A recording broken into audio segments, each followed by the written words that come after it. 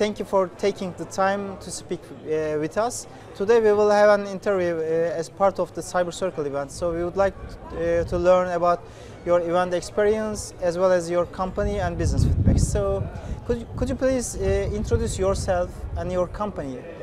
So I'm Derek Middlemiss. I'm in charge of engineering for a region called EEMEA, which is Eastern Europe, Middle East and Africa. So it's quite a large eclectic region. So it goes from sort of the North Pole, which is Russia, all the way down to the South Pole, because Cape Town has penguins. Therefore, as far as I'm concerned, so it's a massive geographic area within Checkpoint. Now, Checkpoint themselves are one of the oldest original cybersecurity vendors. Yeah. So we go way back to when we invented the firewall, so we still hold the patent on stateful inspection. Yeah. So it's a company that's kind of changed and evolved over the years, but we are still a pure play cybersecurity. We don't do any networking, nothing else, just cybersecurity. Just cybersecurity.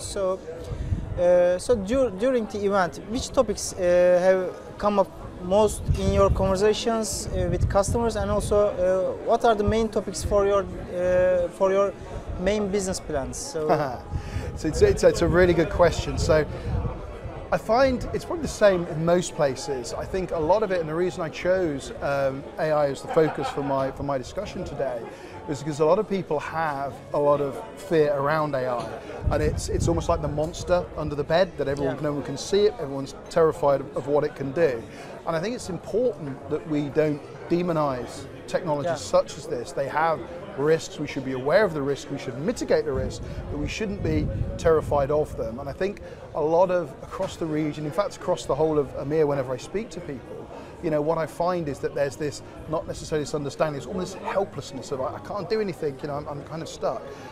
And I think it's about, with Checkpoint, with going forward, it's more about understanding the holistic nature of risks.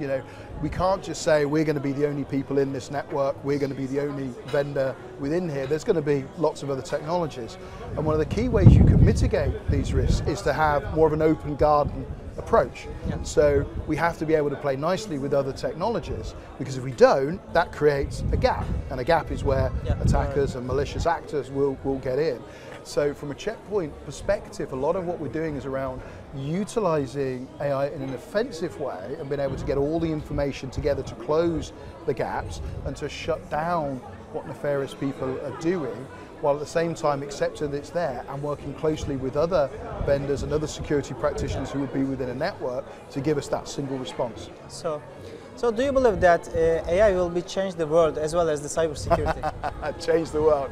I'm not sure about that, but I read a report a little while ago, and it showed that it took 96 years for newspapers, print newspapers, to become saturation. And then I think the next one was then social media, and I think that took about a year or 2 years, something like that. Whereas ChatGPT took about 2 months. So I think you can show there the speed of adoption. Will it change the world? It is changing the world. Will it fundamentally change things? I don't necessarily believe it will. I think there are rails that it could operate within.